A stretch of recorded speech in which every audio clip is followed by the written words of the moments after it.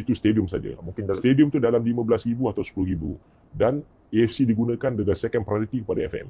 Okay. Stadium tu digunakan untuk tim-tim antara dia, reason dia tim Announce to my football player before the game. Saw some from the Singapore game, and today I think everyone want to see the performance from this.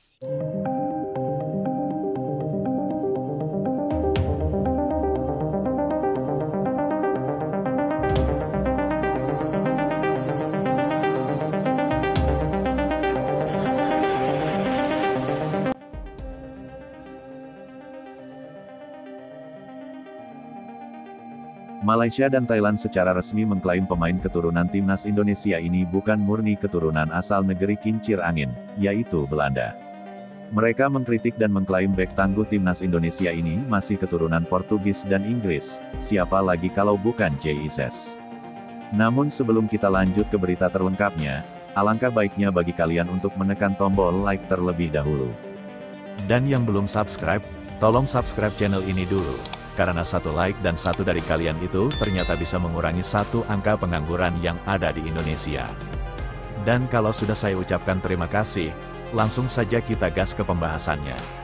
Indonesia dan Malaysia, dua negara yang bukan cuma bertetangga secara geografis, tapi juga saling berhadapan dalam rivalitas sepak bola yang sudah berusia puluhan tahun. Baru-baru ini Malaysia dan Thailand mengklaim asal-muasal darah keturunan JIZ. Mereka menyebutkan bahwa JIZ masih punya darah keturunan dari Portugis dan Inggris. Kita tahu bahwa Malaysia termasuk negara yang pernah dijajah negeri Elizabeth tersebut. Oleh karena itu, Malaysia merasa berhak mengklaim JIZ yang diyakini masih punya darah keturunan Malaysia dari jajahan Inggris. Di lain sisi dari era klasik, pertandingan keduanya selalu penuh drama. Ada momen kemenangan besar, ada juga kekalahan yang menyakitkan. Negeri gajah perang yaitu Thailand ikut meyakini hal ini bisa saja terjadi, karena secara fakta sejarah Portugis dan Inggris pernah menjajah wilayah ASEAN tidak terkecuali Malaysia. Dengan makin memanas negeri serumpun ini banyak terjadi drama internal. Namun, satu hal yang membuat persaingan kali ini berbeda dari generasi sebelumnya, era pemain keturunan. Baik Indonesia maupun Malaysia sama-sama mengadopsi strategi serupa mendatangkan talenta diaspora yang punya darah keturunan demi memperkuat tim nasional. Di atas kertas, cara ini memang wajar, banyak negara besar pun melakukan hal yang sama. Tapi yang menarik, hasil dari strategi ini justru terlihat sangat kontras. Pemain keturunan Indonesia selalu jadi headline baik di media lokal maupun internasional. Nama-nama mereka menghiasi bursa transfer Eropa, menolak panggilan negara besar, dan memilih merah putih.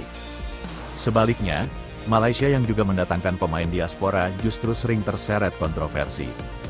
Bahkan meski punya pemain dari La Liga, sorotan publik lebih banyak bernada skeptis ketimbang kagum. Pertanyaannya, apa yang membedakan keduanya? Mengapa Indonesia bisa begitu menarik perhatian sementara Malaysia seolah masih berjuang mencari pengakuan? Mari kita bahas dari awal dalam sebuah cerita panjang rivalitas yang selalu ditunggu di ASEAN. Kalau bicara sepak bola ASEAN sebenarnya ada 4 kekuatan utama, Thailand, Vietnam, Malaysia, dan Indonesia. Keempatnya bergantian mendominasi di level regional, baik di Piala AFF maupun di kualifikasi internasional. Thailand dikenal dengan kualitas teknik dan organisasi permainan, Vietnam muncul dengan disiplin tinggi dan mentalitas keras. Malaysia punya sejarah panjang dengan fanbase fanatik dan ambisi besar, sementara Indonesia meski belum pernah juara AFF, selalu hadir sebagai tim dengan basis supporter terbesar dan talenta diaspora yang terus berdatangan. Dari semua kombinasi itu, rivalitas paling panas tetap Indonesia melawan Malaysia. Bukan cuman karena kedekatan geografis, tapi karena sejarah panjang di lapangan hijau. Setiap laga Garuda versus Harimau Malaya selalu terasa seperti final meski sekadar pertandingan persahabatan. Kini rivalitas itu memasuki babak baru, era pemain keturunan. Kedua negara sama-sama mengandalkan darah baru untuk memperkuat skuad. Tapi ada perbedaan besar di Indonesia. Setiap kedatangan pemain diaspora langsung disambut gegap gempita.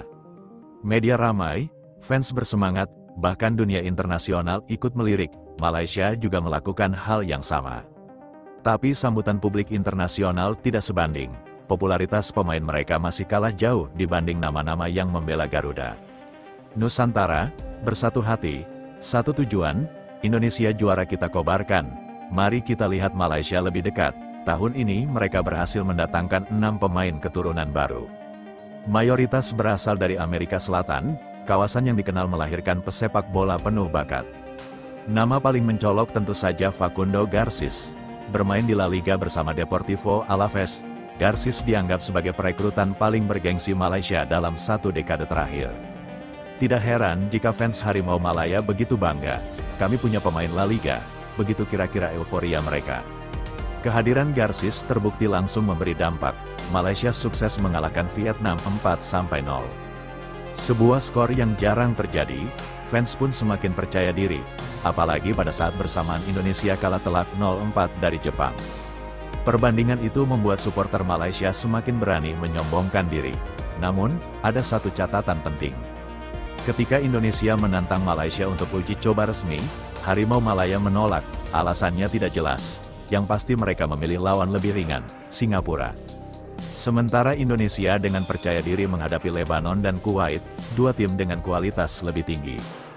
Perbedaan pilihan lawan ini membuat banyak pihak mempertanyakan apakah Malaysia benar-benar percaya diri dengan skuad barunya ataukah kemenangan besar atas Vietnam hanyalah euforia sesaat.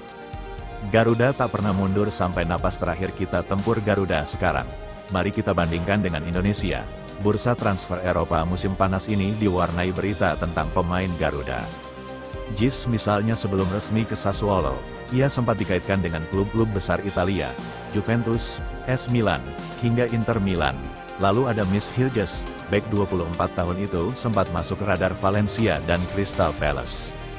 Walau hanya rumor, tetap saja kabar itu cukup untuk bikin media Eropa menulis dan media Indonesia langsung heboh. Sorotan lain datang dari Mauro Zigilstra, pemain muda asal Belanda ini memilih datang ke Indonesia untuk menjalani proses naturalisasi.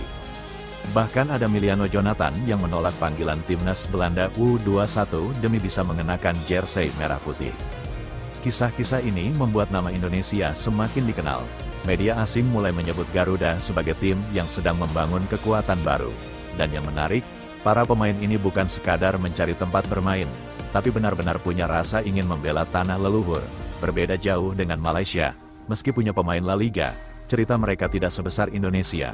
Popularitas pemain Garuda jauh lebih viral bahkan sampai menembus headline media Eropa.